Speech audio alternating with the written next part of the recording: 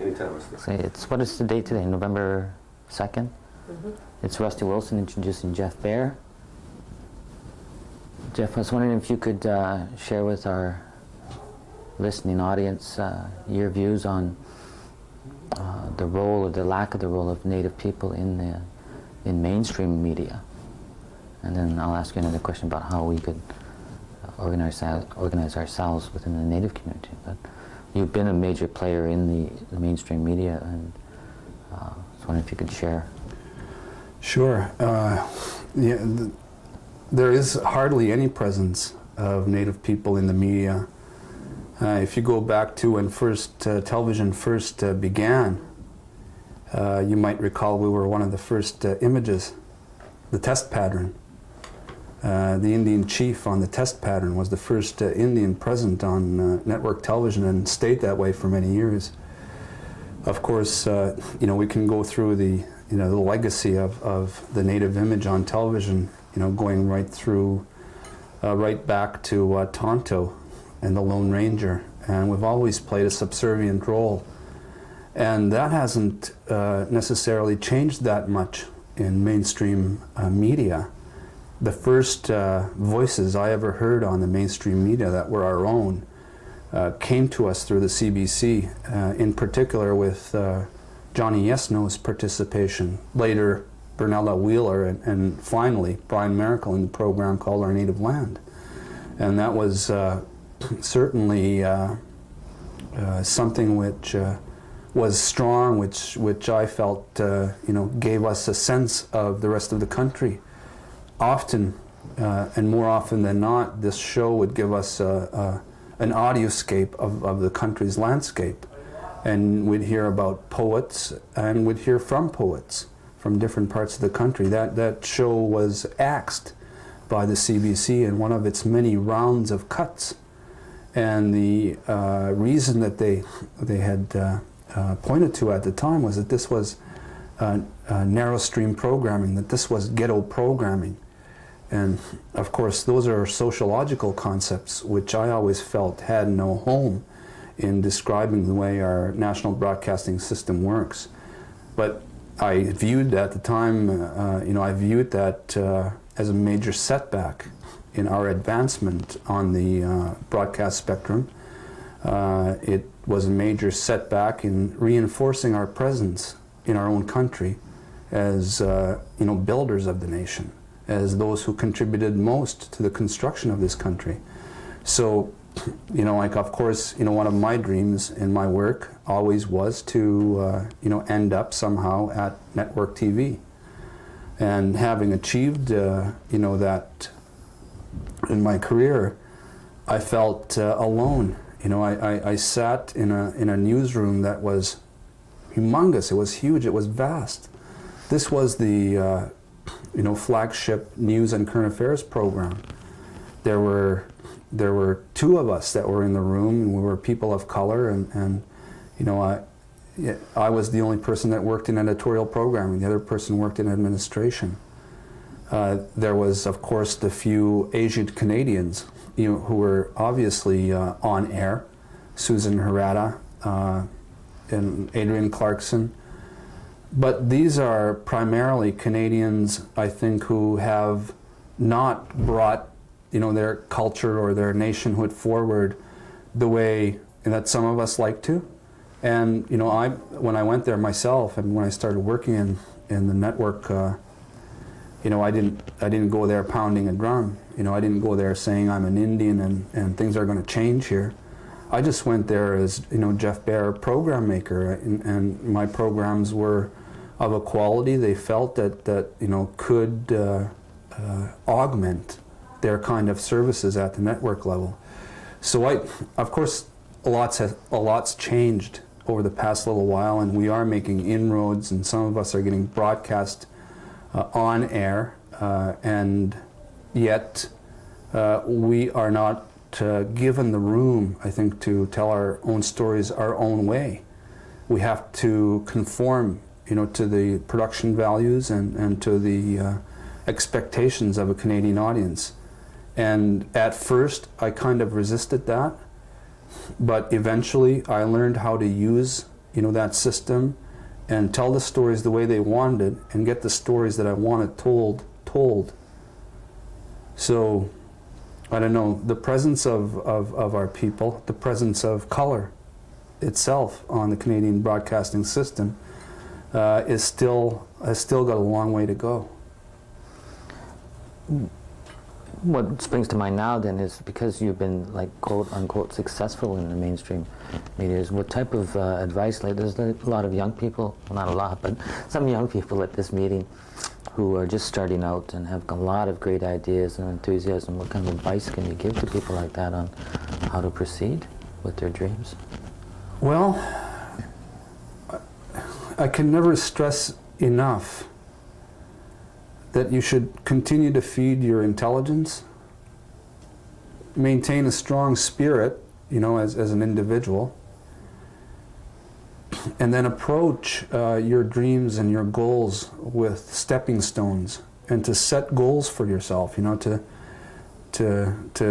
learn how to operate a camera like this, to learn how to listen to the sound properly, to learn how to hold that boom pole properly, to learn how to cut a program, to learn the basics of rolling up chords properly, After you come out of school with a degree, this is the first job you get anyway, You roll up chords, you don't get a director's job right away.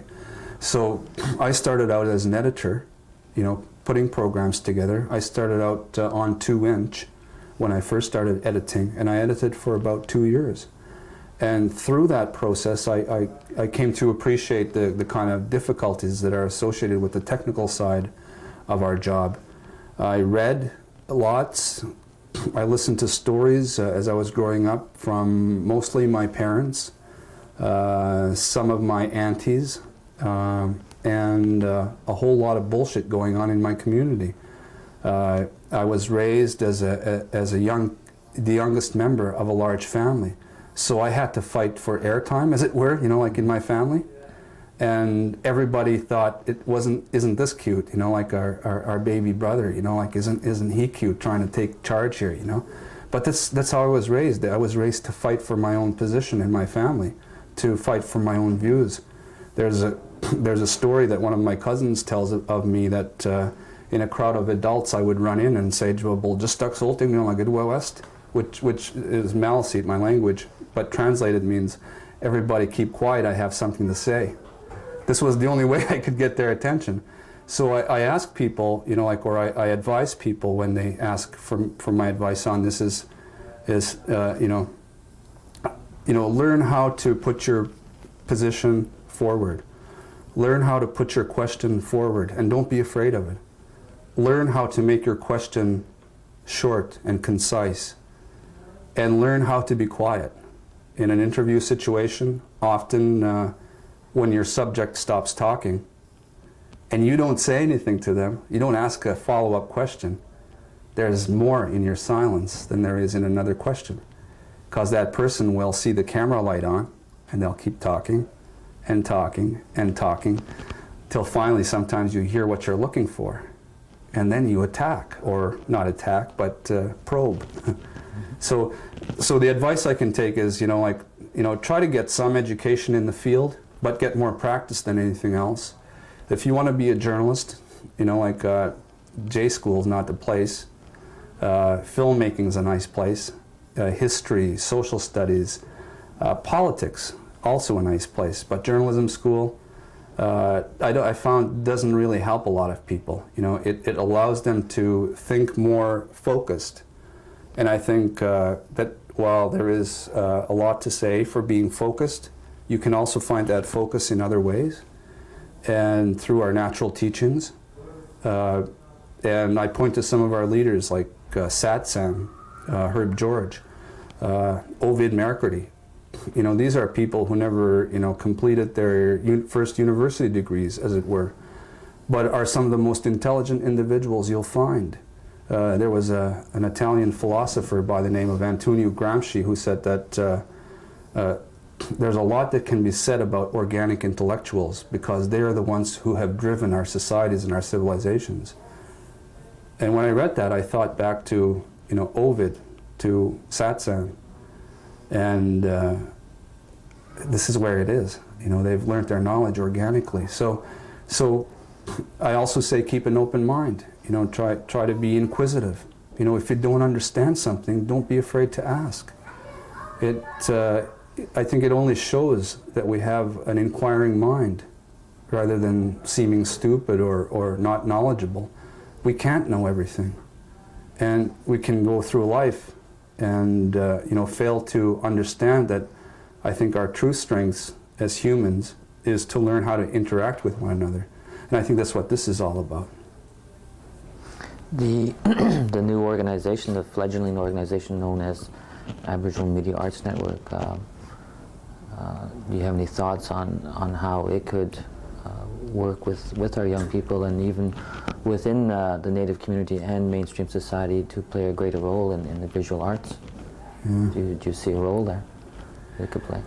Yeah, well, you know that in another life I worked on a national project that's similar to this, and there's one thing I learned then that today I wish I knew at the time, and that was, you know, the ability to bring yourself outside of your own interests, you know, and to, you know, adapt the interests of others, so that, you know, what they do and what they say, you can take maximum advantage of. And in specifics, you know, I failed to recognize some of the viewpoints in the politics of certain members of that group 10 years ago, and sought only to satisfy my views and to achieve the goals that I had laid out for myself. I wasn't conciliatory enough, so, you know, I was in an awkward position, and I wasn't very successful in that. So I stepped aside and I let what has happened happen. I'm being kind of vague about this because I don't want to get into, you know, personalities and so forth, but we were going after a national network. It was born. It's on stream now. I wanted, you know, Southern Native people to be part of that. Certain elements of that organization wanted only Northern interests. Usually when push comes to shove in these kind of development projects, we tend to want to go to war for what we believe in. It's like, you know, I'm going to make damn sure my interests are protected. Now I take a wholly different approach, you know, like I like to, you know, take the best of what other people are projecting and become part of their team, you know, help them achieve, you know, what they're doing. And it becomes more satisfying for me to see that they've achieved their goals, not because I helped, but because everybody's thinking the same way, that we want to push these goals. So I think young people, the Aboriginal Media Arts Network can really benefit the young by showing them that we have some kind of commitment to doing something in this field and to stay with it and to be consistent about it. And you see that in people like Satsang, who has spent 20 years of his life fighting the courts, fighting the system in recognition of the hereditary government. There's no question about him when you see him walking down the road. You know what he does. When I'm walking down the road, I'm no longer a broadcast producer journalist that works for the networks, but I'm still a broadcast you know, producer and journalist. I'm just not working for the network anymore. I'm working for a wide variety of interests. You know, I did video work, probably with this camera, up north this summer, you know, for a friendship center. I did work for a friend who runs a business, you know, and collecting basically what they have. You know, I'm not charging, you know, big money to do this project, you know, even though you can. I don't know, things are changing in my life, I guess. And I think that we have to acknowledge that, you know, we have to reveal ourselves in that way to people, is that, you know, things can change. You don't have to necessarily be in one job anymore. And that's the other thing that I want to say about this, and I'll close my comments on this point, is you know, try to learn as much as you can about this field, and let's teach the kids that you got to do everything. You know, you can't just be a director just like that. You're not born a director. You know, you can develop a sense of being a director by going to film school and stuff, but you don't come on your own until you've actually gone out and do some, you know. You can have lots of school knowledge. Once you're in the field, you realize that, you know, it's too big out here to use my knowledge in a really rigid way. I have to be flexible. So I have to be multi-skilled as a result. I should really know a lot about this subject before I try doing it. So you'll learn after that, you know, after that first process. I think that, you know, all of us have to experience failure. We have to fall down so that we can learn how to pick ourselves back up again and continue walking, continue to try to achieve our goals. So I would advise anybody who's trying to get into the media, try everything. You never know, you might even like to be an editor more than anything else, a cameraman, a sound person. Or you might want to spend your life studying light and how light falls on people and how that works in mediums. It's wide open.